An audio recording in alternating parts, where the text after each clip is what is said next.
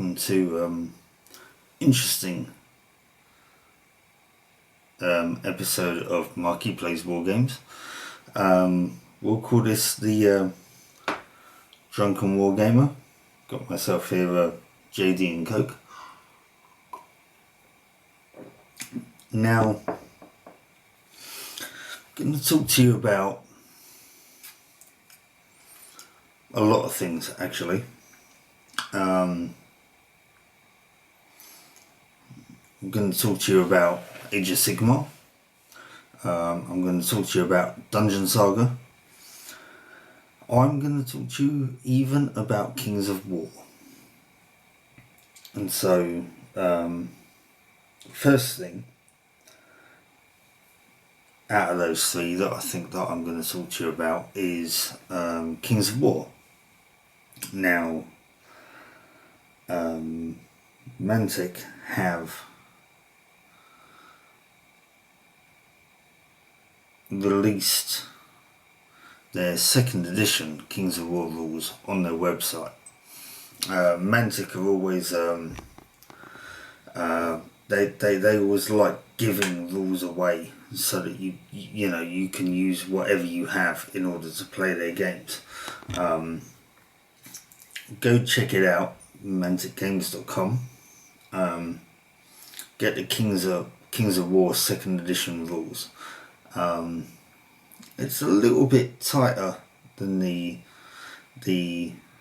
first edition rules.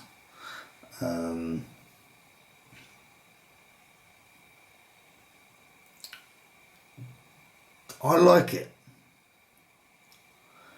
but you're gonna have to check it out for yourself. I'll link it down on this video, but we'll leave it there. Check it out. Check out your army, because I know you've got one, and see what you think. Anyway, Dungeon Saga is the next thing I'm going to talk about now.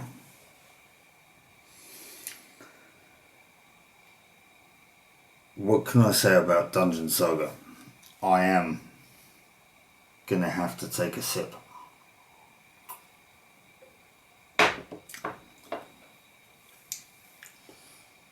I don't like comparing to companies' products.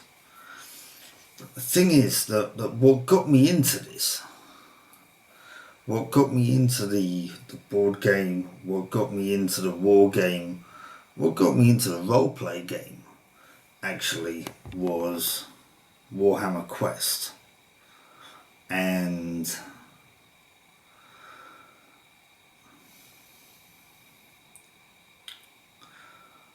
I loved Warhammer Quest. I love the fact that you had a model representing yourself. It was a board game, but you didn't know how the board was going to come out. And if you were doing a campaign, did that a little bit Italian, you didn't quite know how it was going to go. And you had the downtime, and each character could do some, different stuff. And that's what I really liked about it. And obviously you can't get Warhammer Quest now, or Hero Quest, which oddly enough Warhammer Roleplay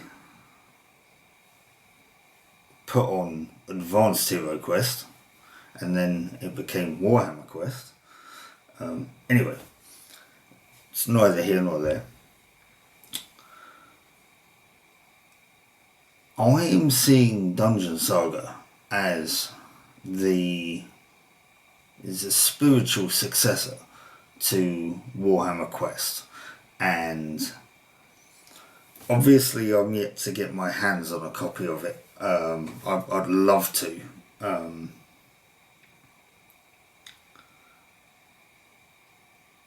I would just love to get my hands on a copy of it. I'm going to work on it. But if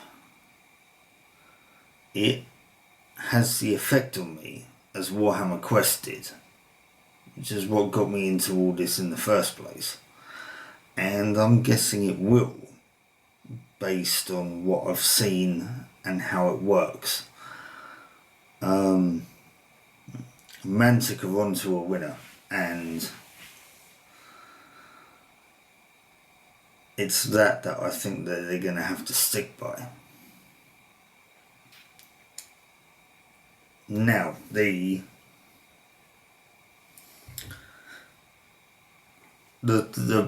shot out the park, the one that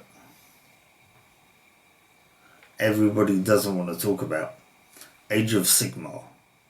Now, I'm going to have to take another sip now.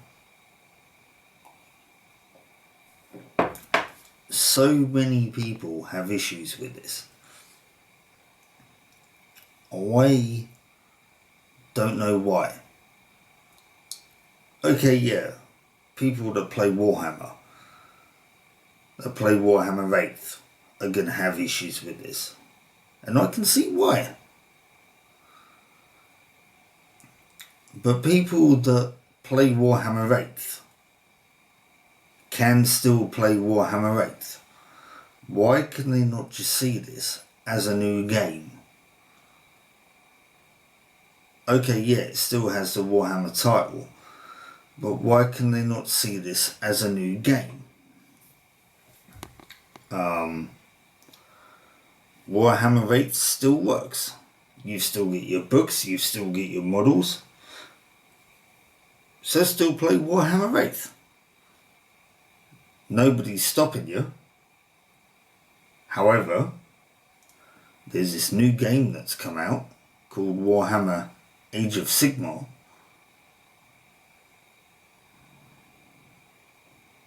Yeah, it's released rules for your models.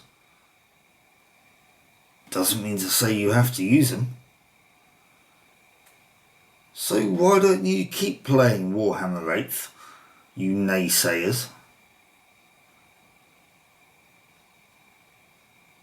Anyway, I got onto a bit of a rant there, kind of. I didn't mean to.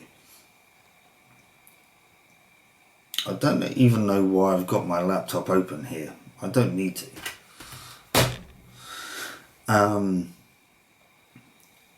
Age of Sigmar. It's a very simple concept to get your head around. It's a very simple rule set.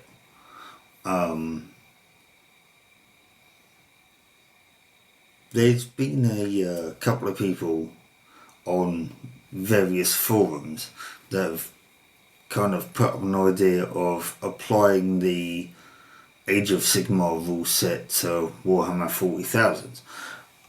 I haven't played 40k since 4th edition, I think.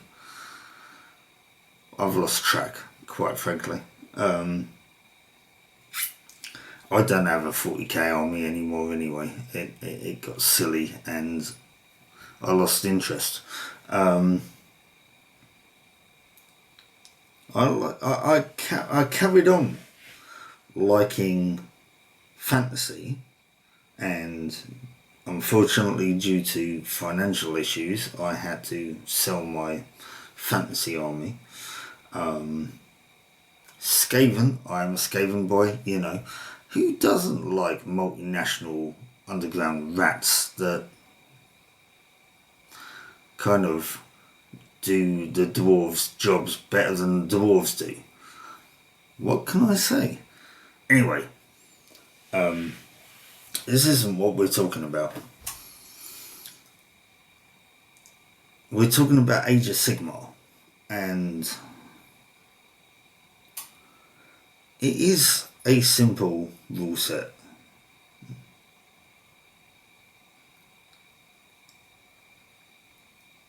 But I do like the idea of it. I like the idea of you have a different value to hit somebody based on what weapon you have. So if you have like a single-handed sword, you're going to hit somebody on, say, a 4-up if you're a human. If you've got a double-handed sword, you may hit somebody on a 6. Because of the fact that you're using both hands. You know, I like that. I like that.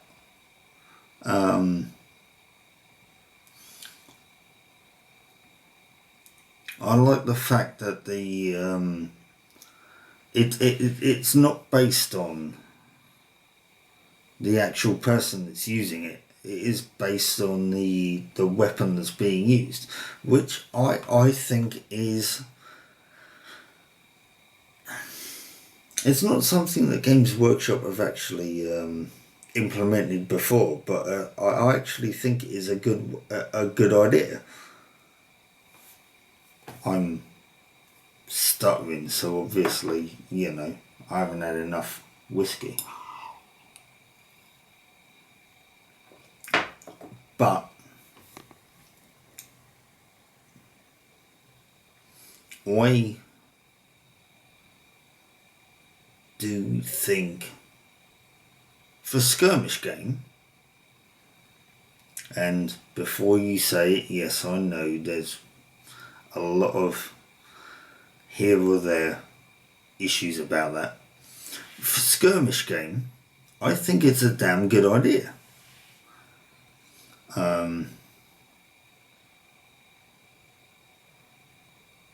And I'm interested to see how it develops.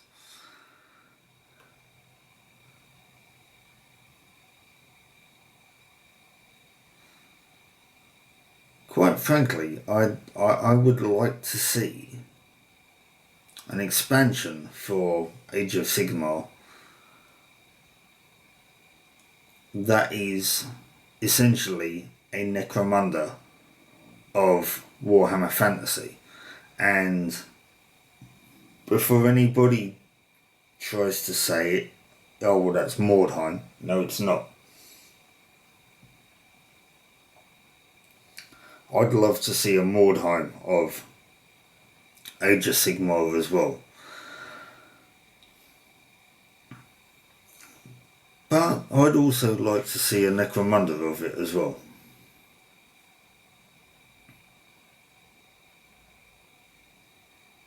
But as I say, we'll see how it develops. Anyway, this is Marky, evidently the Drunken Gamer, talking about Kings of War, Dungeon Saga, and Age of Sigmar. So, until next time, quite possibly when I'm not as drunk, see you then.